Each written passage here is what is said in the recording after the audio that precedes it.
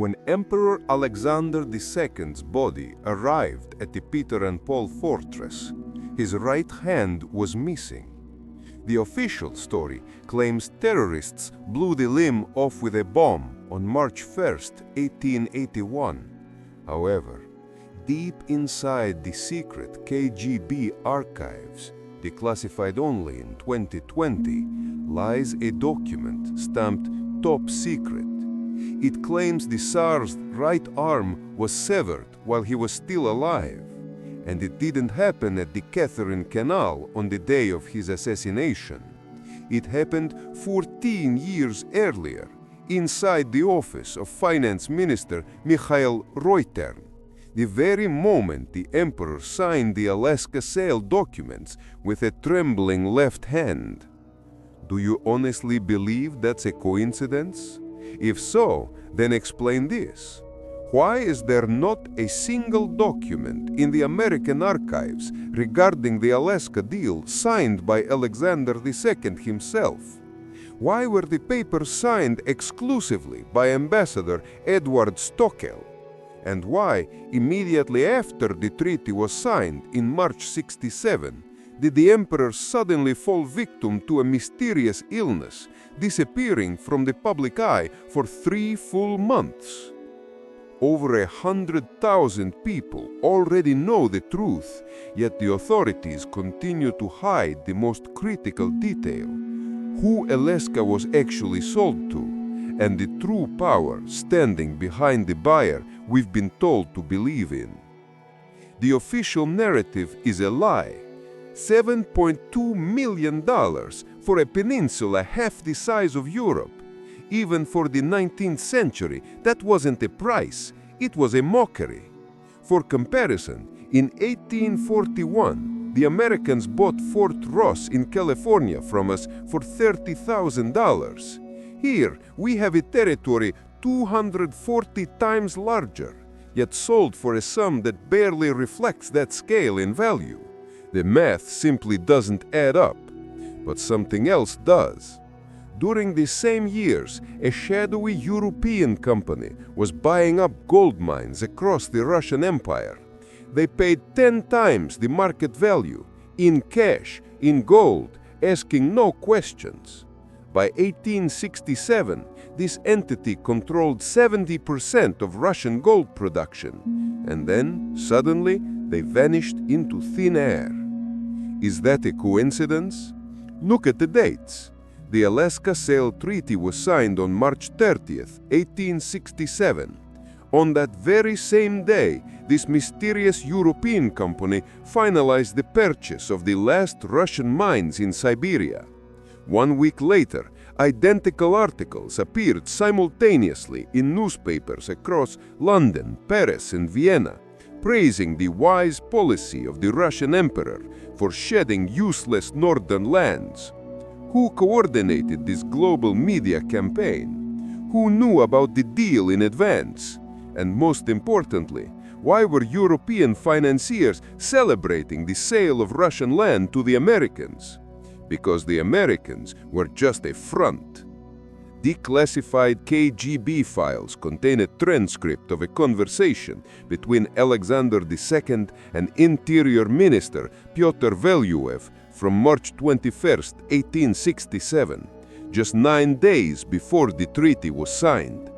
Valuev asks the Emperor point-blank, "How is this possible? We are handing Alaska to the United States, yet the money is flowing into European banks." The Emperor's response is recorded word for word. "Pyotr Alexandrovich, the Americans have nothing to do with this. They are merely intermediaries. The real buyer cannot reveal himself. Too much is at stake. If the truth surfaces, it will spark a war that makes the Napoleonic era look like child's play." Who was the Emperor so afraid of? Who possessed enough power to force the autocrat of all Russia to sign history's worst deal with a trembling hand? The documents point to an organization that controlled a third of the world's gold, financed wars and revolutions, and could crash any European economy instantly. By 1867, their goal was total control of the planet's gold deposits. We are talking about the House of Rothschild, but even they were merely executors. Behind them stood a structure far more ancient, the Templars, the Rosicrucians, the Illuminati. KGB documents refer to them by the code name Keepers of the Seal, placing their 19th century center of activity not in Europe, but in America. Now it becomes clear why the American government agreed so easily to purchase these useless northern lands. Why did Congress approve the deal in 2 days when such decisions usually took months? And why, immediately after the purchase, did European geologists flood into Alaska instead of American settlers? They weren't looking for fur or fish, they were hunting for gold. By 1890, 23 massive gold deposits had been discovered. The Klondike Gold Rush started right there. In 20 years, over $200 million in gold was extracted, 28 times what was paid to Russia. But here is the kicker. All those deposits were already marked on secret maps by Russian geologists in 1842, 25 years before the sale. Those maps were locked in Alexander II's personal safe. How did they reach the Americans? Who in the Russian government was working for the Keepers of the Seal? The answers lie in the archives of the 3rd Department of the Emperor's Chancellery, file number 3471, classified immediately after the Tsar's assassination and opened only in 2020. This file contains 243 documents that completely overturn our understanding of who really ruled the empire. Let's start with a letter to Alexander II, dated January 15, 1867, 2 months before the treaty. Written in French, it reads, "Your Majesty, the time has come. Our cooperatives in your government have prepared everything. Baron Stockel has his instructions. Minister Reutern knows his role. The documents are ready. The Americans have agreed to act as nominal buyers for an extra $500,000 on top of the main sum." The money will be transferred via a London bank directly to the Swiss accounts you have specified. In addition to the main sum of the deal, your family will receive 10 million francs in gold, along with guarantees of personal safety should revolutionary upheaval strike Russia. Remember our agreement, Your Majesty. The deal must appear as a voluntary decision by the Russian government to shed unprofitable territory. No one must know the true reasons, nor the true beneficiaries. The letter bears a signature, but not a name.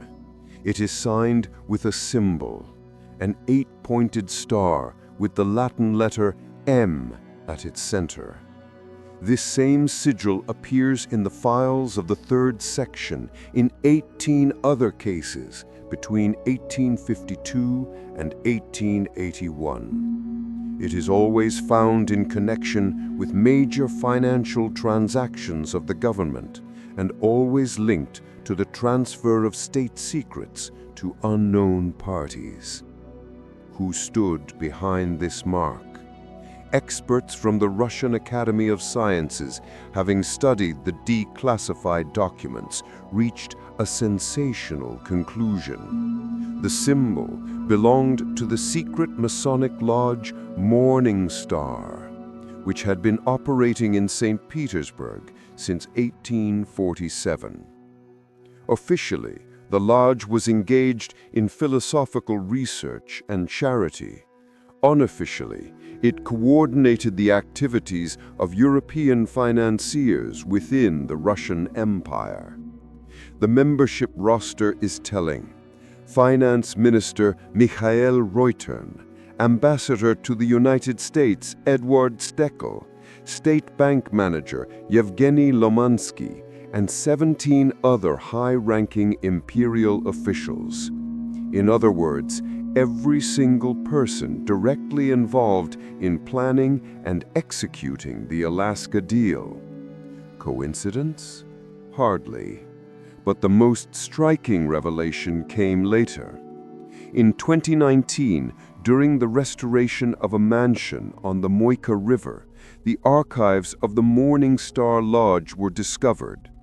These financial documents explain everything. It turns out that each member of the lodge received a monthly allowance from their European partners. The sums were astronomical. Reutern received as much in a single month as an ordinary minister earned in a year. What were they paying for? Information? Influence? The ability to steer Russia's foreign policy exactly where European financiers wanted it? The Alaska deal was neither the first nor the last operation of this group. In 1854, they organized the sale of Russian railways to French companies at a price 3 times lower than the cost. In 1858, they sold concessions for Ural metal development to English corporations for a symbolic fee. In 1862, control of Volga shipping was handed to Dutch bankers. Each time, the deals were presented as economically sound decisions. In reality, it was a systematic sell-off of Russian wealth to satisfy European capital. And Alexander II? He either did not understand what was happening or was powerless to resist it. Evidence suggests the latter. In the same Third Department file, there is a report from an agent codenamed Sokol, dated March 27, 1867, just 3 days before the treaty was signed. The agent writes, "His Majesty is in a state of extreme nervous excitation. At a meeting with Minister Reutern and Baron Steckel, the Emperor repeated several times that he had no choice, that he was being forced to make decisions he considered a betrayal of Russia's interests. When the minister asked if the signing could be postponed, His Majesty replied starkly, 'They will grant no postponement. Too much money is at stake. If we do not sign now, they will find a way to force us.' Who could force the Russian emperor? Who possessed enough power to make the autocrat act against his own country? The answer lies in another document from the same case file, a note by an unknown author found among Alexander II's personal papers after his death. It is written in Russian, but the handwriting belongs to no one in the emperor's inner circle. It reads, "Alexander Nikolaevich, you understand the situation perfectly. The Crimean War proved how vulnerable Russia is to external economic pressure. We can repeat that scenario whenever we wish. Block arms supplies, cut off credit, organize rebellions in Poland and the Caucasus. Your empire will not survive a second war. Therefore, you will do as we say, starting with Alaska." The threats were not empty. By 1867, European banks effectively held Russia's national debt by the throat. They financed the railways, industrial development, and army rearmament. With a single decision, they could halt these projects and crash the Russian economy. Alexander II understood this, accepted it, and complied. But the story doesn't end there. The KGB archives contain documents revealing what happened after the Alaska Treaty was signed, and these are even more sensational than the deal itself. It turns out the money for Alaska never reached the Russian treasury. Officially, $7.2 million was transferred to the State Bank of Russia in April 1867. In reality, that money ended up in private banks in London and Paris, deposited into accounts belonging to that same group of officials from the Morning Star Lodge. The proof lies in bank documents discovered in 2018 during an examination of the Rothschild and Sons archives in London. These records clearly state that the funds for the Russian territory in America were wired to the personal accounts of Minister Reutern, Baron Steckel, and their partners. Russian officials didn't just sell Alaska for pennies, they stole the proceeds. Yet the most shocking discovery awaited researchers in the American archives. In 1997, the U.S. government declassified 19th century documents regarding the purchase. Among them was secret correspondence between U.S. Secretary of State William Seward and a certain Mr. M. from London. In a letter dated April 4, 1867, just 5 days after the treaty was signed, Seward wrote, "Dear Mr. M., the deal has been completed according to your instructions. The American government officially becomes the owner of Russian territory in North America. However, as agreed, the actual management of the territory and all its resources will be transferred to your organization. The American authorities will perform only representative functions. All proceeds from the exploitation of the territory will be transferred to the accounts specified by you, minus a symbolic fee to the American side." In other words, the Americans were puppets too. The real owner of Alaska became the very secret organization that had coordinated the entire operation from the start. Who was this mysterious Mr. M? For a long time, American historians were unable to establish his identity. The breakthrough didn't come until 2005, when the personal correspondence of banker James Rothschild was uncovered. In one of the letters, Rothschild directly mentions the name of Mr. M. It was Morgan, Junius Spencer Morgan, founder of the banking house J.P. Morgan & Co., which later evolved into the famous J.P. Morgan empire. The circle was complete. The Rothschilds in Europe, the Morgans in America, and corrupt officials in Russia, all acting as a single system with one goal: to establish control over the natural resources of the entire world. Alaska was only the beginning. After the success of the Alaska operation, this same group carried out similar deals across the globe. In 1871, they gained control of the diamond mines of South Africa. In 1875, they seized the tin mines of Bolivia. In 1880, they established control over the oil fields of Persia. The same scheme was used everywhere: corruption of the local elite, the creation of nominal buyers, concealment of the true beneficiaries, and the transfer of income to European and American banks. By the end of the 19th century, this group controlled 70% of the world's gold, 50% of its silver, 40% of its copper, and 25% of its oil.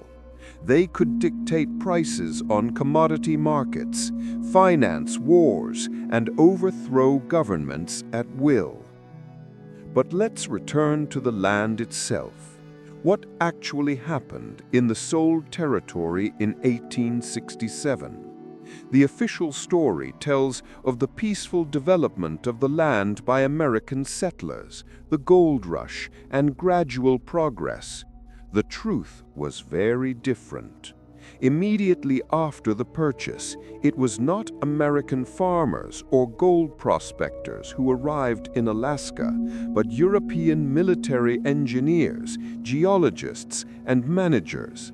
They brought with them detailed maps of deposits compiled by Russian specialists and began industrial gold mining using technologies that, at the time, were only used in South Africa. The local population, Native Americans, and a small number of Russian settlers was subjected to a veritable genocide. It was not overt or declared, but it was systematic and methodical. Their lands were seized, their traditional livelihoods were banned, and their children were taken to boarding schools where speaking their native languages was forbidden. By 1900, of the 60,000 indigenous inhabitants of Alaska, fewer than 20,000 remained alive. The rest died of disease, starvation, mercury poisoning from gold mining, or simply disappeared without a trace. Official American documents of the time explain this as natural assimilation and adaptation to new living conditions. In reality, it was the systematic destruction of witnesses. People who could tell the truth about what the new owners found in Alaska had to disappear. Why? Because they found more than just gold. The archives of mining companies that operated in Alaska at the end of the 19th century contain reports that were classified as military secrets for decades. These reports were only declassified in 1987, long after most of the participants had died. These documents revealed that European geologists and engineers were hunting for more than just traditional minerals. They were specifically searching for traces of ancient civilizations, and they found them. The first such discovery was made in 1872 by a group of British engineers building a road to a gold mine near the town of Nome. At a depth of 35 meters, they stumbled upon stone masonry that was clearly man-made. The expedition leader, engineer James McFarlane, wrote the following in his report. The structure discovered is a rectangular room measuring 30 by 50 meters. The walls are made of granite blocks, each weighing at least 2 tons. The blocks are fitted together with a precision that exceeds the capabilities of modern construction technology. Symbols carved on the walls did not resemble any known writing system. But the most striking thing was in the center of the room, a metal object that McFarlane described as a machine of unknown purpose. According to him, the machine was made of a metal that could not be identified by modern methods. It did not rust, it did not oxidize, and it had the strange property of glowing faintly in the dark. The discovery was immediately classified. The machine and several stone blocks with symbols were loaded on a ship and sent to London. The room was buried, and all participants in the expedition were forbidden to speak of the find under threat of criminal prosecution. Similar finds were made in Alaska 23 more times between 1872 and 1898. Each time in the vicinity of large gold deposits, each time at a depth of 30 to 70 meters, and each time with the same results: underground rooms with mysterious symbols and strange mechanics. All finds were immediately taken to Europe or America. Officially, they did not exist. but private diaries and letters of expedition participants contain references to amazing discoveries, incredible ancient technologies, and knowledge that could change the world. What was this knowledge? The answer to this question lies in a document discovered in 2015, hidden in the personal archives of banker John Pierpont Morgan. The document is dated 1885 and contains a report on the results of the study of Alaskan artifacts. The report states that the mechanisms found in Alaska are measuring instruments designed to search for mineral deposits. These instruments work on a principle that modern science does not understand, yet the results of their application are astonishing.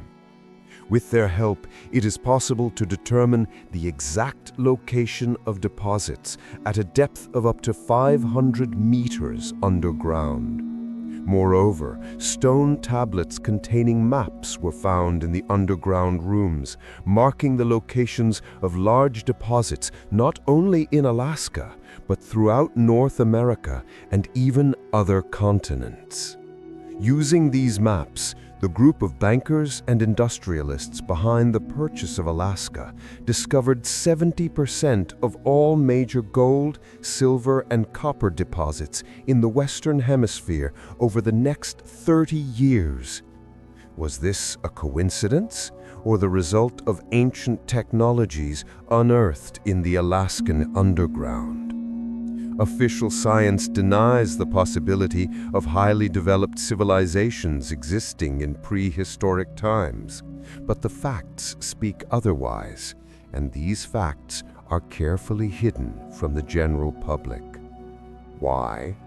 Because they call into question the entire official version of human history, and because their disclosure would deprive a small group of people of the enormous advantages they have gained through access to ancient knowledge. But the story of the Alaskan discoveries continues, and this next chapter is even more incredible than everything that happened in the 19th century.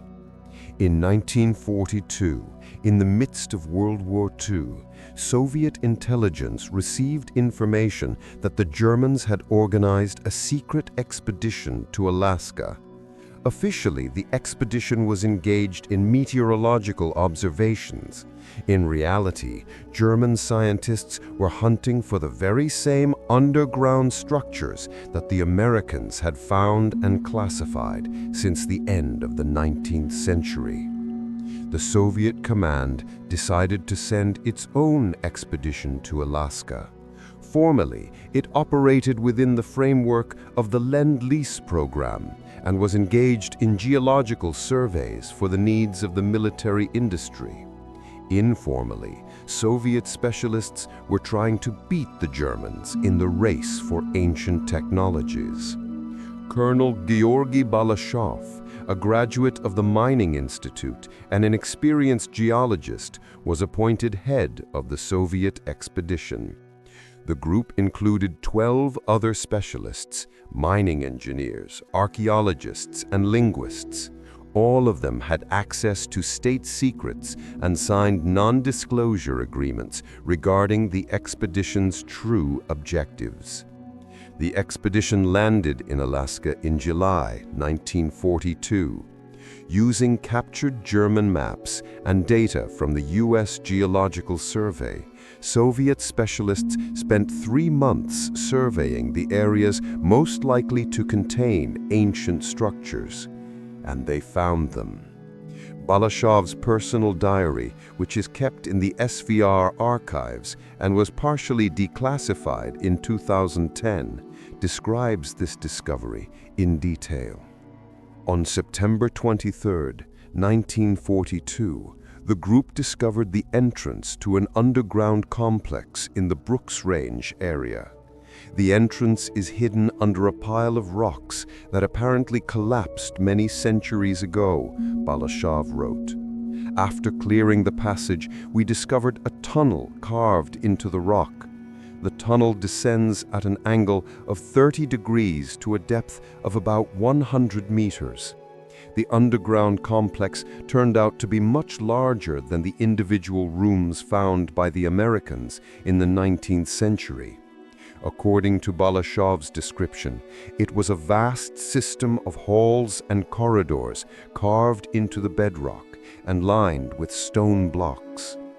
The total length of the corridors we explored is more than 1 kilometer, Balashev continued. We discovered 7 large halls, each measuring approximately 50 by 100 meters. In all the halls, the walls are covered with symbols carved in stone. The symbols are arranged in regular rows, like lines of writing. But the most striking discovery awaited the Soviet researchers in the central hall of the complex. There they found what Balashev refers to in his notes as a library. In the center of the hall are stone shelves on which metal plates of various sizes are laid. The plates are covered with the same symbols as the walls. In total, we counted more than 3,000 plates. According to our preliminary estimates, this is the largest collection of ancient texts ever found by archaeologists. Soviet specialists worked in the underground complex for more than a month. They photographed all the symbols, measured the rooms, and drew up detailed plans. Several small metal plates were taken to Moscow for further study. But the most sensational discovery was made in the last days of the expedition. In one of the farthest halls, Soviet archaeologists discovered a room that was clearly different from the others. Hall number 7 has a domed ceiling and completely different wall paintings. There are no rows of symbols here. Instead, the walls are covered with drawings of the starry sky with marked constellations. Some stars are marked with special signs, and numbers are carved next to them. In the center of the star hall was a stone pedestal on which lay a large metal plate displaying a map of the starry sky. The map was made with remarkable accuracy and contained constellations that cannot be observed from Alaska. Judging by the location of the stars, Balashev concluded that the map was compiled for an observer located much farther south, possibly near the equator. But the most striking thing is that the map shows objects that were not visible to the naked eye. This suggests that its compilers had access to very high-quality optical instruments. Next to the star map, Soviet researchers found several more metal plates with images that, according to Balashev, were technical drawings of some kind of mechanisms. The drawings were made using the rules of perspective and proportion that became known to European science only during the Renaissance, the colonel wrote. The mechanisms depicted are complex in design and, judging by all appearances, are intended for precise measurements or calculations. Balashev's expedition concluded its mission in November 1942. Every scrap of material was immediately transported to Moscow and handed over to a special institute created by the NKVD specifically to study non-traditional sources of scientific and technical information. The full results of this study remain classified to this day. However, we do know that a team of elite Soviet scientists worked on deciphering the Alaskan texts right up until the collapse of the USSR, and that their findings were instrumental in the development of Soviet space and military technologies. Confirmation of this can be found in the memoirs of academician Sergei Korolev, the chief designer of the Soviet space program. In notes written in 1957, just months before the launch of Sputnik, Korolev explicitly mentions ancient knowledge that helped solve critical problems in space navigation. He doesn't specify the source, but the context makes it clear he is referring to non-traditional methods of astronomical calculation. Similarly, the diary of another brilliant Soviet physicist, Igor Kurchatov, contains an entry from 1944 where he thanks unknown teachers of the past for their insights into nuclear physics.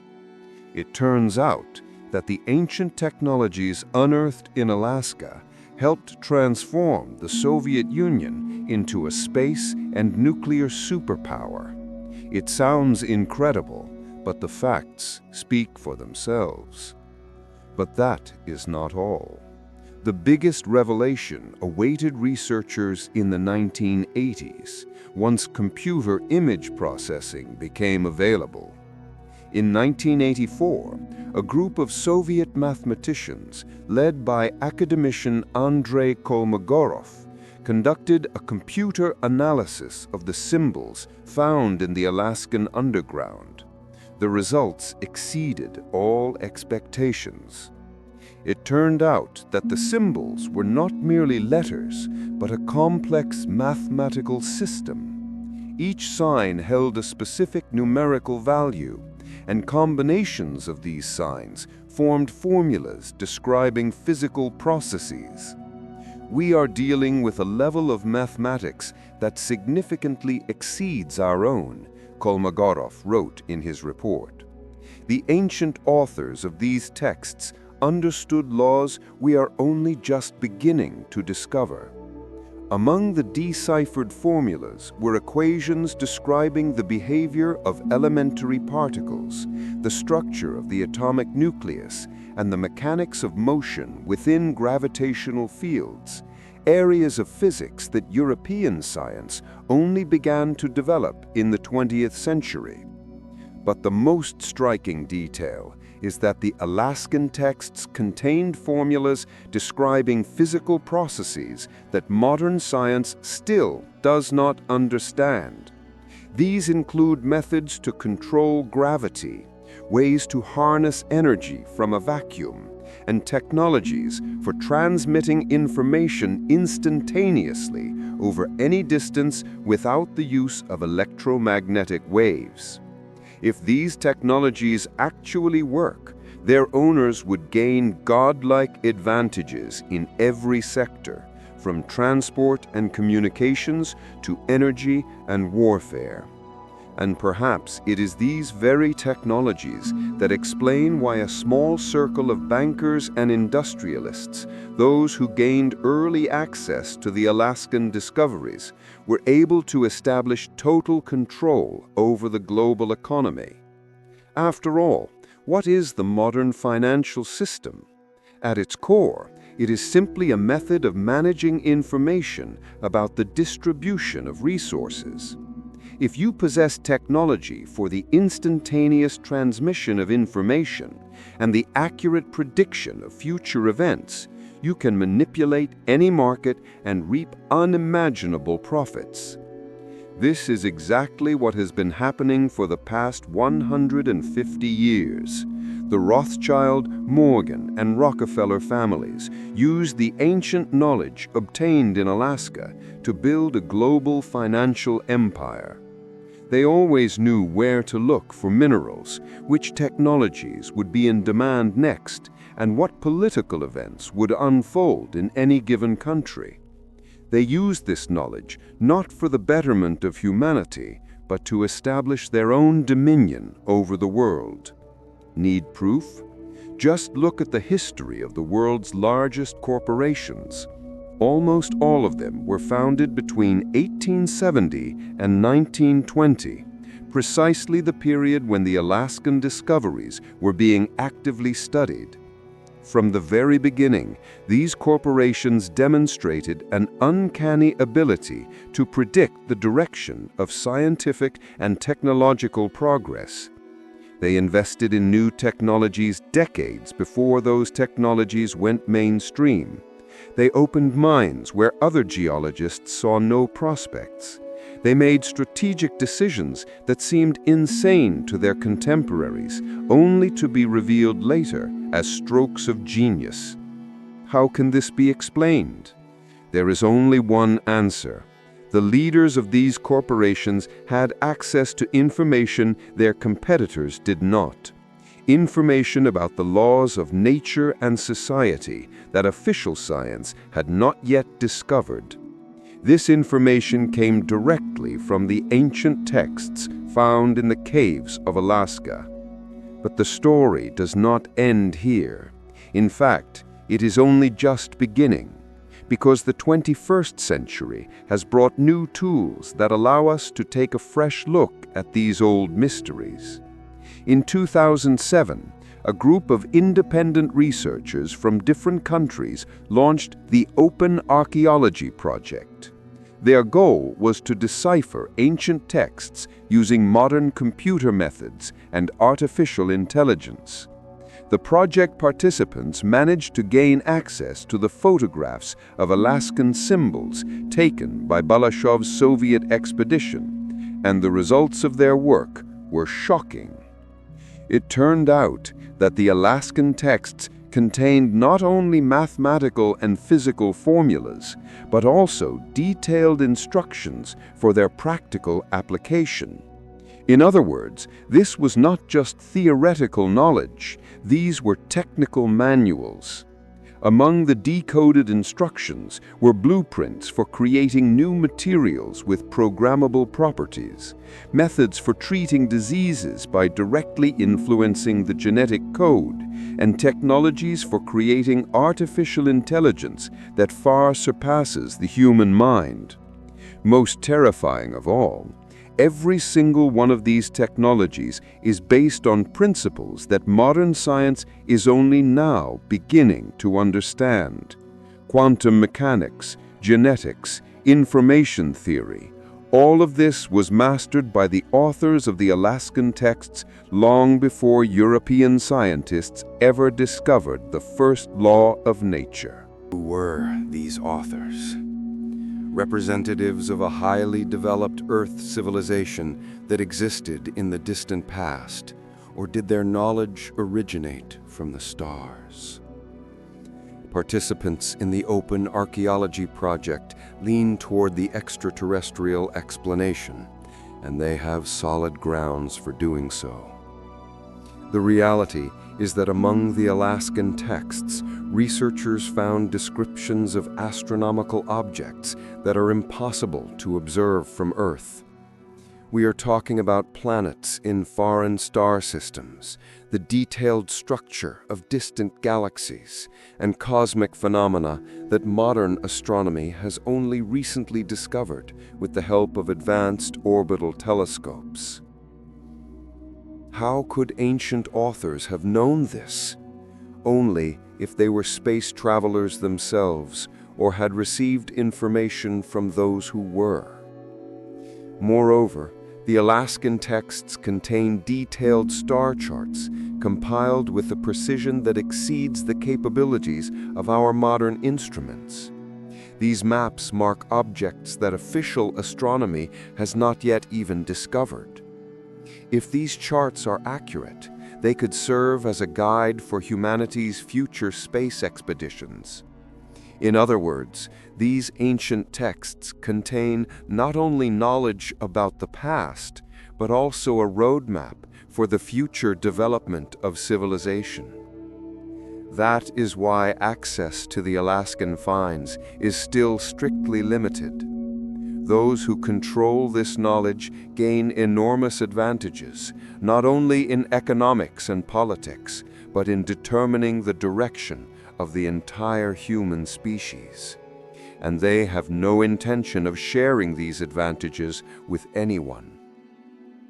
This is evidenced by the events of recent years. In 2018, the U.S. government suddenly classified all materials related to geological research in Alaska.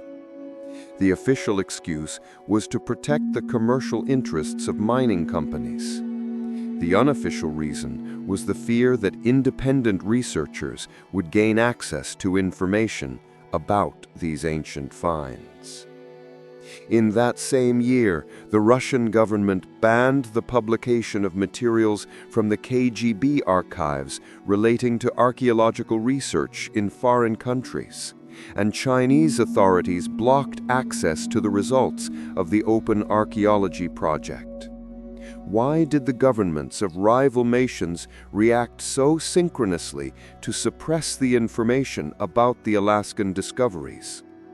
Because this information threatens the interests of those who have been using ancient knowledge to establish global control for a century and a half, and they have no intention of sharing these advantages with anyone.